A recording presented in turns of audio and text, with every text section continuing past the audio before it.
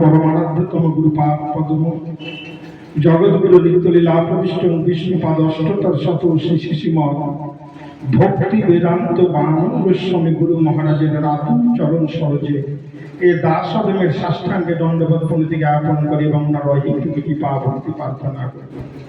তৎপশ্চাৎ মোদীয় পরম গুরুদেব জগৎগুরু নিত্যলীলা প্রবিষ্ট শিশিমদ ভক্তি প্রজ্ঞানী কেশব গোস্বামী মহারাজ ওনার চরণ সরজে দাস অদমের সাষ্টাঙ্গে দণ্ডবত প্রণতি জ্ঞাপন করি এবং রহিটুকু কৃপা ভক্তি প্রার্থনা করি। ব্রহ্মমাত্র গৌড়ীয় সম্প্রদায়ের সংরক্ষক আচার্য ভাস্কর জগৎগুরু নিত্যলীলা প্রবিষ্ট শিশুমদ ভক্তি সিদ্ধান্ত সরস্বতী গোস্বামী ঠাকুর প্রভুপাদের রাতুল চরণ সরজে দাসোদমের ষষ্ঠাঙ্গে দণ্ডবত প্রণতি জ্ঞাপন করি এবং ওনার অহিতুকি কৃপা ভক্তি প্রার্থনা করি।